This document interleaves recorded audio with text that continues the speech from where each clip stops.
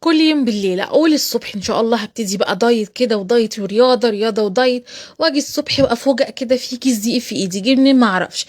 الاقي نفسي زي ما المثل قال كده، ايه، كلام الليل مدهون بزبده يطلع عليه نهار يسيح. اول بقى ما طلع النهار صح على الفطير اللي انتوا شايفينه ده فطير بالسكر وفطير بالجبنه. اول حاجه اجيب الدقيق، جبت كيلو دقيق كده، وجبت بقى ايه ميه عاديه من الحنفيه كده، مش دافيه ولا حاجه، وعلى نص معلقه ملح ومعلقتين سكر، وافضل بقى ايه ازود شويه بشويه لحد ما تجيلي بقى ايه، يبقى معايا عجينه متماسكه وبتلزق سيكه، يعني حاجه بسيطه قوي يعني، اللي هي عشان تبقى طريه كده وسهله في الفرد. افضل بقى ازود شويه بشويه زي ما انتم شايفين كده. وبعد ما خلاص بقى العجينة بتاعتي خدت الكمية المناسبة، بقيت زي ما انتم شايفين بالمنظر ده، خلاص كده ابدأ بقى اقطع. لازم العجينة ترتاح قبل الفرد. السر كله في الفطير انه يطلع حلو ويتفرد معاكي بسهولة، ان انت تسيبيها ترتاح كتير. يعني انا ما سبتهاش كتير قوي بصراحة، هي نص ساعة. لكن في البرد ده يفضل اكتر، يعني ساعة ساعتين. في الصيف نص ساعة كفاية. لكن الجو دلوقتي يعني مش صيف، الجو دلوقتي المفروض ان هو شتاء، بس مش شتاء قوي يعني. فانا كنت مستعجلة، عايزة اعمله بقى عشان نفطر بيه. فروحت ايه عجنها بقى وسبتها بس نص ساعة ريحت، وبدأت ايه اشتغل فيها.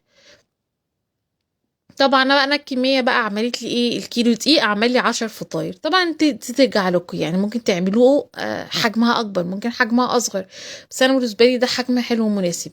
بعد ما خلصت كل الكميه بقى عندي زيت وسمنه، وابدا بقى ايه ابلي ايدي زيت كده عشان افرد بيها سهل، ما احطش سمنه في الاول كده عشان ايه مش هتبقى بتزحلق زي الزيت كده، او ممكن تعملي ميكس على بعضه. فانا فردت بالزيت، وبعد كده بقى قلت اما تتفرد كويس بحط شويه ايه سمنه في النص يعني. والفطير بالسكر مش بياخد سمنه كتير لانه مش المفروض يبقى دسم، يعني بصوا لحسه سمنه كده وخلاص كده حلو، كفايه يعني، كفايه عشان حاجات كتير. بس السبب الاساسي ان يعني فطير بالسكر هيبقى دسم جدا لو حطينا سمنه وزيت كتير.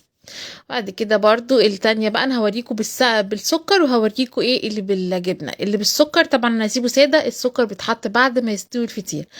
اما اللي بالجبنه انا عشان جبنه رومي فانا عايزاها تسيح، فحطيتها ايه في الفطير من جوه. لكن لو هنحط جبنه عاديه يعني جبنه من الاجبان اللي هي زي الفيتا، زي الحاجات اللي هي بتتفرد دي، لا هنحطها بعد ما الفطير يستوي، هنفردها عادي ونلف على الفطير. هوريكم دلوقتي هنعمل ايه. الرومي حطيتها كده قفلت عليها، وجيت بقى قفلتها زي ما انتم شايفين كده الاطراف، ولميتها وبقت كوره تاني. خلصت بقى الكميه بتاعتي كلها على البوتاجاز بقى طاسه، انا من عشاق تسويه الطاسه. انتوا حطوا في الفرن، حاطين في الفرن، عايزين فرن عالي عشان لو الفرن مش عالي هيطلع الفطير بتاعك مكتوم كتمه سودا، وهيطلع يعني مش حلو بصراحه. فلازم الفرن يبقى سخن. فريحي نفسك يعني اعملي في طاسه، بدل ما انتي الفطير مش كبير ليه تفتحي الفرن وتبوظي تنشفي الفطير. يعني مش لازم الفرن، على طول بقى على الطاسه كده، والطاسه تبقى ايه النار عاليه الاول، والطاسه تسخن جامد. بعد كده نحط فطير ونخلي النار متوسطه مش عاليه قوي عشان ما ياخدش لون بسرعه قبل ما يستوي. احنا عايزين يستوي بس ايه ما تبقاش هاديه زياده عن اللزوم، مش هيطلع حلو. واحط السكر البودره كده لسه طحناه في المطحنه. انا بقى احب ممكن تمسكوها كده زي ما بتتباع وتاكلوها زي ما هي، بس انا احب اقطعه كده قطع صغيره بحيث انه يكون سهل ايه في الاكل يعني. الواحد ياخد قطعه على البق كده على طول. وادي بقى ايه التاني فطيرة نفس الوضع. انا عملت 3 بالسكر، و3 بالجبنة الرومي، وسبت بقى ايه 4 سادة شلتهم على الفريزر كده ايه.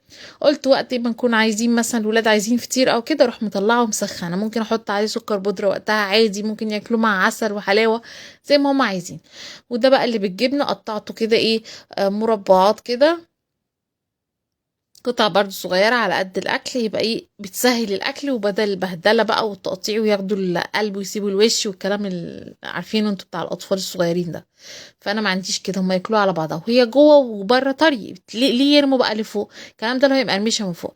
بس ما تنسوش المتابعة واللايك. شكرا قوي، سلام عليكم.